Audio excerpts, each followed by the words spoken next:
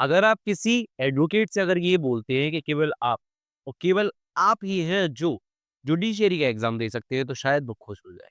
लेकिन अगर आप किसी लॉ स्टूडेंट से जो इनिशियल अपनी लॉ की स्टार्टिंग से ही जुडिशरी की तैयारी कर रहा था कि जब मेरी लॉ कंप्लीट होगी उसके बाद मैं जुडिशरी का एग्जाम दूंगा और एज अ जज अपना सपना पूरा करूंगा। अगर आप उससे बोल सकते हैं कि आप तब तक जुडिशरी का एग्जाम नहीं दे सकते जब तक आप 3 साल की या फिर जो भी क्राइटेरिया वो रखेंगे उतनी आप अगर प्रैक्टिस कंप्लीट नहीं कर लेते तो शायद वो उस चीज़ पे मायूस हो जाए।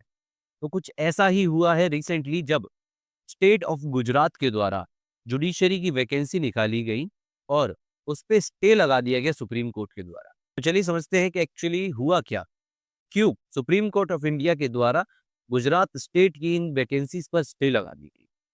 तो एक्चुअली हुआ ये कि जब ये वैकेंसीज निकाली गई तो उसमें कहीं पर भी जो वैकेंसी है उसमें ये नोटिफाई नहीं किया गया था कि प्रैक्टिस कहीं भी मैंडेटरी है या नहीं है। तो उस पर लोगों ने कहीं न कहीं अपील की सुप्रीम कोर्ट में। तो सुप्रीम कोर्ट ने बोला कि सुप्रीम कोर्ट ऑफ इंडिया में ऑलरेडी एक केस ऑल इंडिया जज association and others versus union of India case पहले से ही जजमेंट अपना रिजर्व करके रखा है।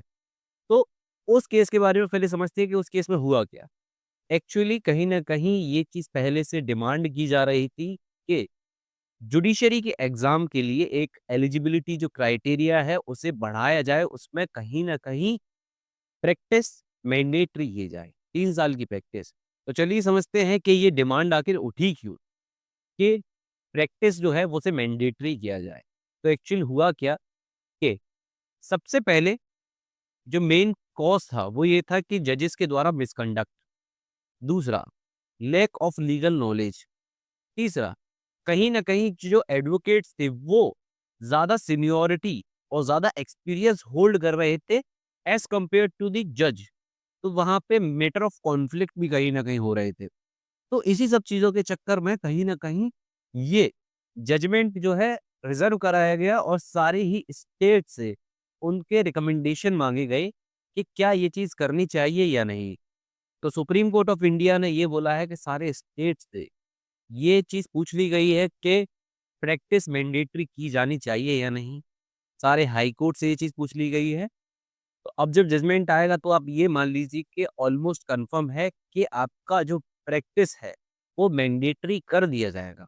तो चलिए समझते हैं कि उन जुडिशरी एग्ज़ाम्स का क्या होगा, जिनकी नोटिफ़िकेशन आ चुके हैं, जिनके फॉर्म्स भर दिए गए हैं। और वहीं अगर हम देखें राजस्थान जुडिशरी का एग्ज़ाम्पल तो राजस्थान जुडिशरी के द्वारा रिसेंटली वैकेंसीज़ आई हैं जिसमें आपके इवन जो फाइनल ईयर स्टूडेंट्स हैं, वो भी अप्लाई कर सकते हैं। तो उस केस में क्या हो सकता है? तो हो सकता है शायद उन वैकेंसीज़ में ये किया जाए कि जो स्टूडेंट्स अभी तक फॉर्म भर चुके हैं, उन्हें अलाउ कर दिया जाए आगे से ना हो या फिर स्टे लगा दिया जाए या फिर ये भी हो सकता है कि उन वैकेंसीज़ को पोस्टपोन कर दिया जाए, ठीक है? या फिर अभी से नहीं, अगली बार से जो वैकेंसी आएँगी तब से मैंडेटरी कर दिया जाए। तो कहीं न कहीं होने तो ये वाला है कि जितनी भी वैकेंसीज़ अब आगे आने वाली हैं, उसमें इस चीज़ का ज़िक्र होगा और जजमेंट मोस्ट प्रोबेबली यही होगा कि आपकी प्रैक्टिस मैंडेटरी कर दी जाएगी।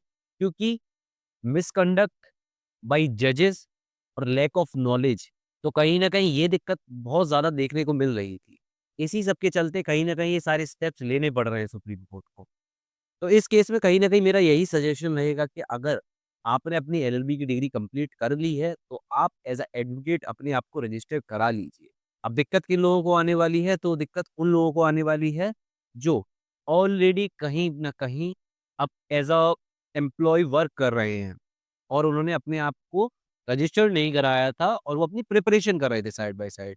तो अब दिक्कत उन्हें आने वाली है क्योंकि कहीं न कहीं आपको एज़ अ एडवोकेट रजिस्टर कराना पड़ेगा और इससे पहले हम देख चुके हैं कि कहीं न कहीं जो सुप्रीम कोर्ट है उसने ये चीज़ भी मैंडेटरी कर दी है कि अगर आप रजिस्टर्ड हैं, तो आपको प्रैक्टिस भी करनी पड़ेगी। क्योंकि बहुत से स्टेट्स ने ये भी मैंडेटरी कर दिया कि अगर आपका स्टेट बार काउंसिल में रजिस्ट्रेशन है, तो आपको प्रैक्टिस करनी पड़ेगी। आपके नाम में 5 वकालतनामे 1 साल में होने चाहिए, ऐसा बार काउंसिल ऑफ यूपी के द्वारा बोला गया है।